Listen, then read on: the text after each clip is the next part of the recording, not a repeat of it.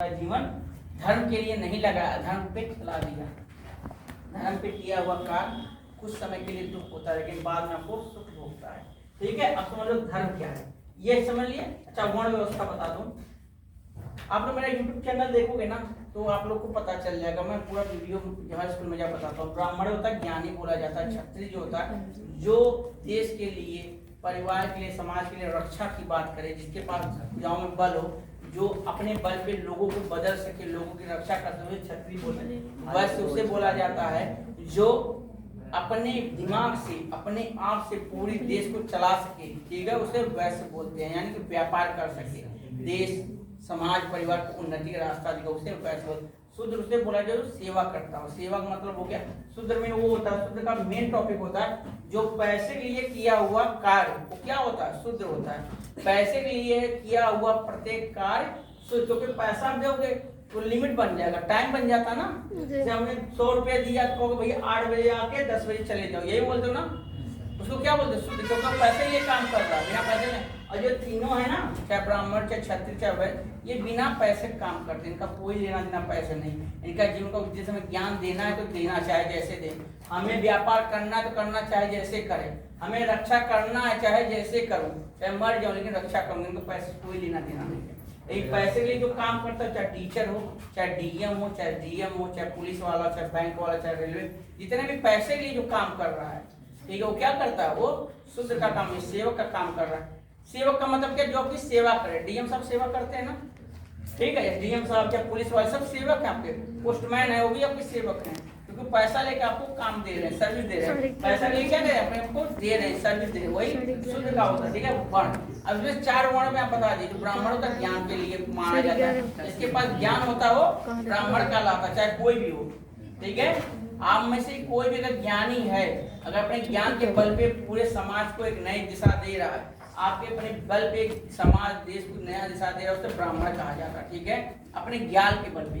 जैसे प्रोफेसर आते हैं, प्रोफेसर समझते हो ना, प्रोफेसर, रिसर्चर जानते हो, जो खोज करते हैं। अभी कोरोना टाइम में डॉक्टर ने बोल दिया टीका लगवा लो, जीवन बच जाएगा। सब लोग क्या किया, 90% दौड़ के टीका लगवा लिए। एक बार भी कोई पूछा टीका कौन सा है, कैसा है, कोई नहीं। जिन्होंने बोला टीका लगा लो, सब लोग लगा। क्या है ये जो बोला था, ये ज्ञानी था। क्यों था, इसने खोज किया था।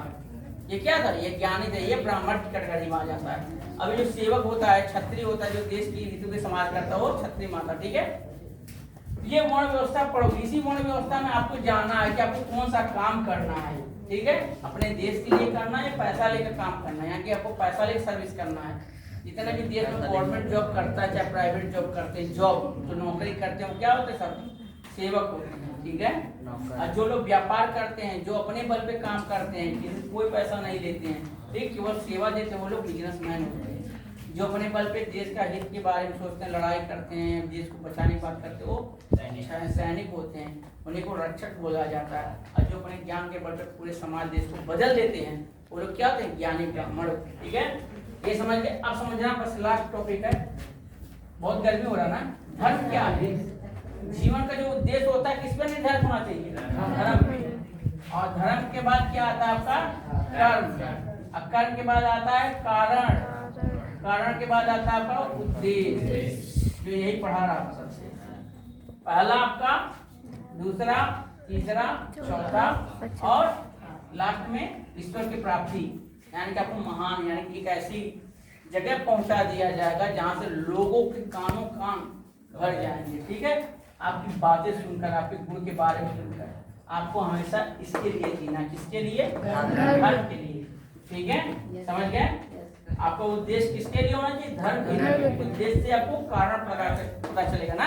हमारा उद्देश्य है डॉक्टर बनना, इंजीनियर बनना, तो कारण है बनने के लिए, उसके लिए आप त्याग करोगे, समय दोगे, उस चीज को पढ़ोगे, हमें क्यों बनना है, कैसे बनना, केवल उसी चीज के बारे में पढ़ोगे, देश दुनिया नहीं पढ़ोगे।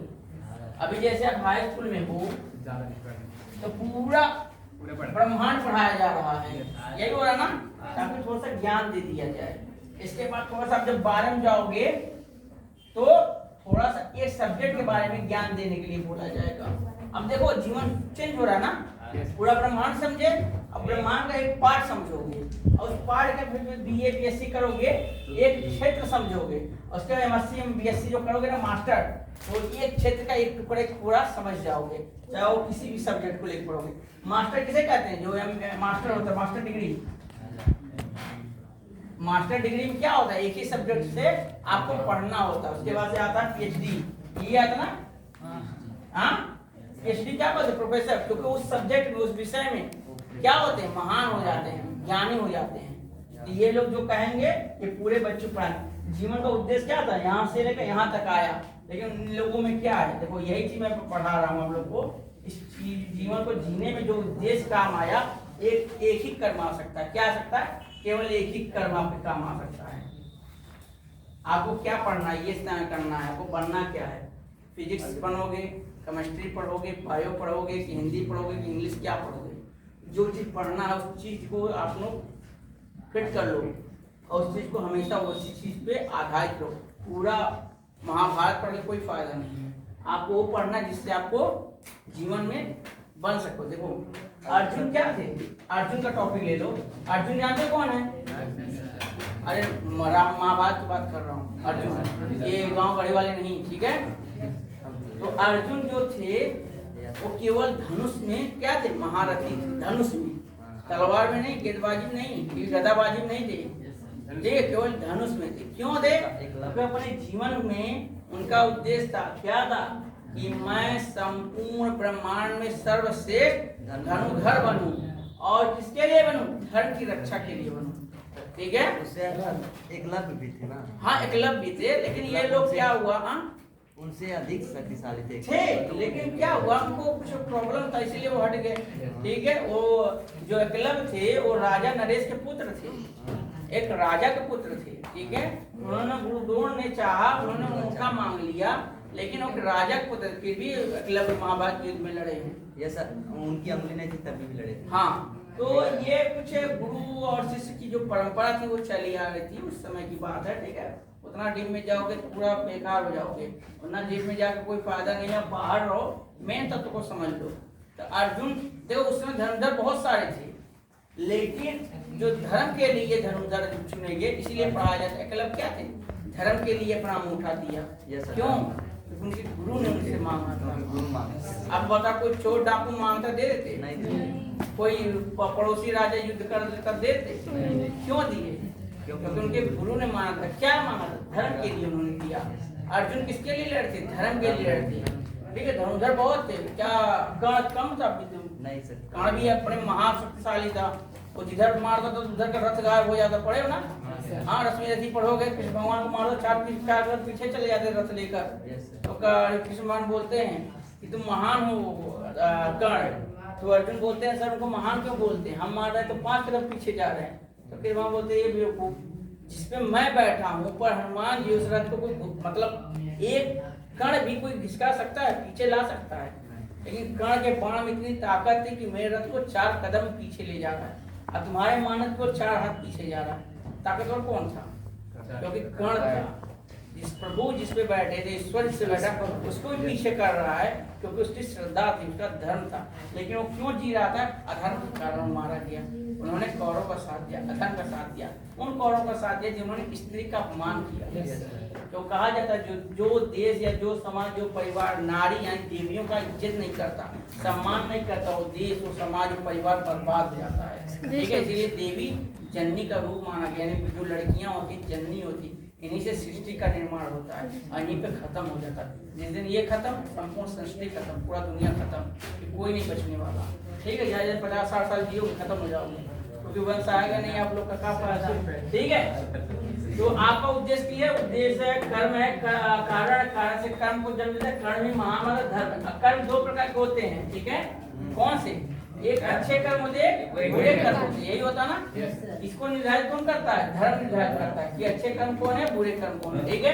कर्म अभी 2 प्रकार में से, अच्छे कर्म में 2 कर्म होते हैं।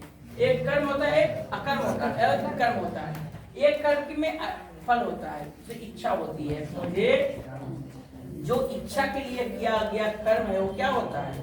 पुण्य पाप के बराबर होता है, यानी अच्छे भी कर सकते हैं, बुरे भी। जैसे कि आपका उद्देश्य है हमें हाई स्कूल पास होना है, क्या फर्स्ट डिवीजन, यही है ना।